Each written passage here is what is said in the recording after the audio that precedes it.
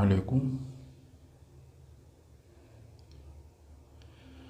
اللہ تعالیٰ نے بنی اسرائیل کی کسی شخص کو کسی ایسی بزرگ سے ملا دیا جو جس پتھر پر انگلی رکھ دیتا تھا وہ سونے کا بن جاتا تھا۔ وہ شخص اس بزرگ کے پیچھے پیچھے چل پڑا۔ بزرگ نے اس کی طرف دیکھ کر پوچھا، ہاں بتاؤ تمہیں کیا چاہیے؟ وہ بولا، غریب ہو، اللہ تعالیٰ نے آپ کے پاس بھجوا دیا، آپ ذرا مہربانی فرما دے۔ بزرگ نے سامنے موجود چٹان پر انگلی رکھی، بسم اللہ پڑھی اور وہ چٹان چند لمحوں میں سونے کی ہو گئی۔ بزرگ نے چٹان کی طرف اشارہ کیا اور فرمایا، یہ لے جاؤ اور عیش کرو۔ بزرگ اس کے بعد آگے چل پڑے۔ تھوڑی دیر بعد انہیں محسوس ہوا وہ حاجت مند دوبارہ ان کی پیچھے پیچھے چل رہا ہے۔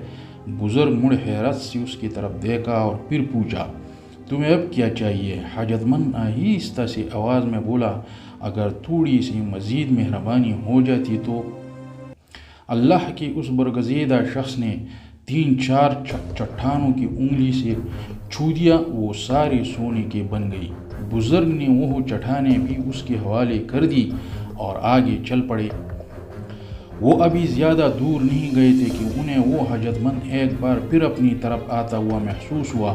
وہ رکے، حیرت سے اس کی طرف دیکھا اور پھر پوچھا، تمہیں اب کیا چاہیے؟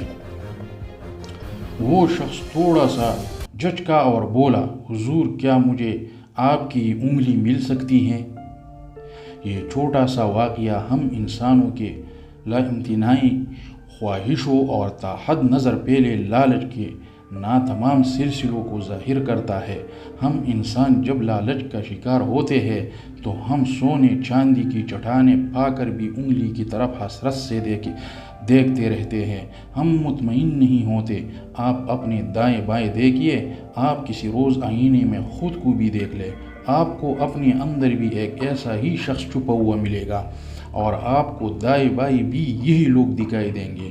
ہم انسان اللہ کی دلچسپ مخلوق ہے۔ ہم جب لالچ کے بل میں داخل ہوتے ہیں تو ہم میں اور چوینٹیوں میں کوئی فرق نہیں رہتا۔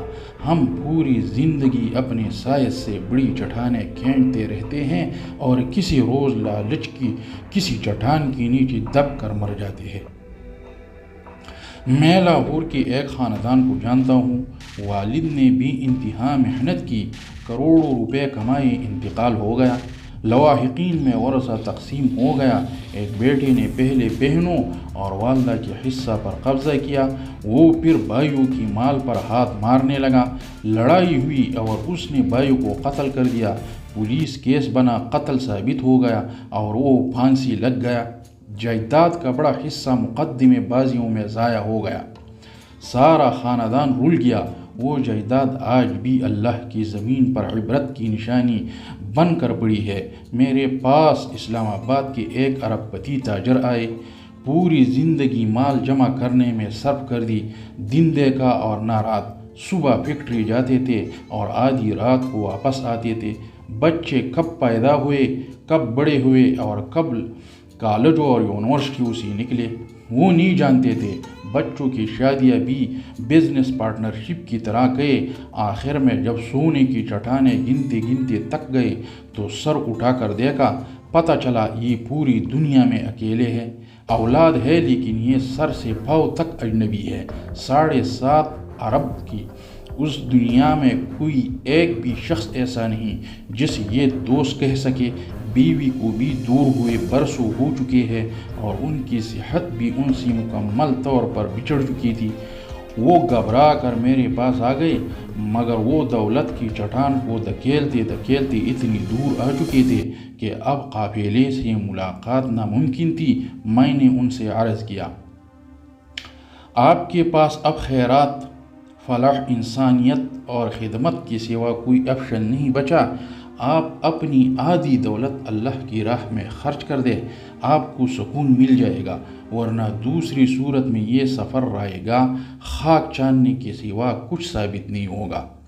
وہ واپس گئے، فلاح و بہبود کی کام شروع کرنے کی کوشش کی، لیکن بری طرح ناکام ہو گئی۔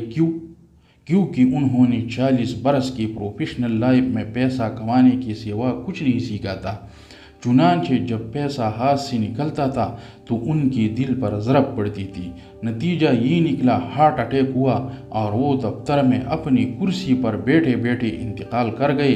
اولاد نے لاش سردخانے میں رکھ دی اور جائیداد کے لیے لڑنا شروع کر دیا۔ یہ لاش بعد عزیز رشتہ داروں نے دفن کی۔ اولاد جنازے میں بھی شریک نہیں ہوئی۔ وراثت کی لڑائی 3 برسوں سے جاری ہے۔ وہ ساری زندگی جو تن کے جو پتے جمع کرتے تھے وہ آج کل گلیوں میں اڑتے اور بکھرتے نظر آ رہے ہیں۔ میرے پاس چند دن قبل ایک دوست تشریف لائے۔ وہ بہت دکھ کے تھے۔ میں نے وجہ پوچھی۔ وہ بولے، میں نے ایک کمرشل پلاٹ کا سودا کیا تھا۔ پلاٹ کی پورا پھٹانی مالک کے داماد کے پاس تھی۔ وہ صاحب اور ان کی بیگم جلد سے جلد ٹرانسفر پر زور دے رہے تھے۔ میں نے جیسے تیسے رقم جمع کی اور پلاٹ ٹرانسفر کرانے کے لیے LDA کے دفتر چلا گیا، لیکن ٹرانسفر کے وقت عدالت کا آرڈر آ گیا۔ پتہ چلا پلاٹ کے اصل مالک پچھلی رات انتقال کر گئے ہیں۔ انتقال کے بعد پورا پھٹانی غیر مؤثر ہو گئی اور جائیداد وراثت میں چلی گئی۔ پلاٹ کے ٹرانسفر رک گئی۔ میرے دوست کے بقول میں LDA میں کھڑا تھا۔ پلاٹ بیچنے والے میاں بیوی ایک دوسرے سے لڑ رہے تھے۔ بیوی خاوند پر چڑھ دوڑی تھی۔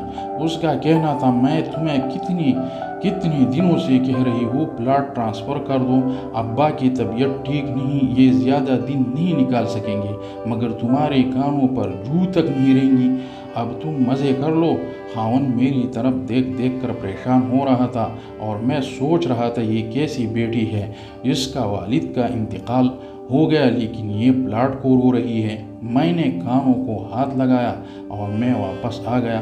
میں نے آج فیصلہ کیا، میں اب مزید کوئی پراپرٹی نہیں خریدوں گا تاکہ کل میرے بچے بھی میری لاش رکھ کر جائیداد کے لیے ایک دوسرے سے دست و گریبان نہ ہوں۔ وہ خاموش ہو گئے۔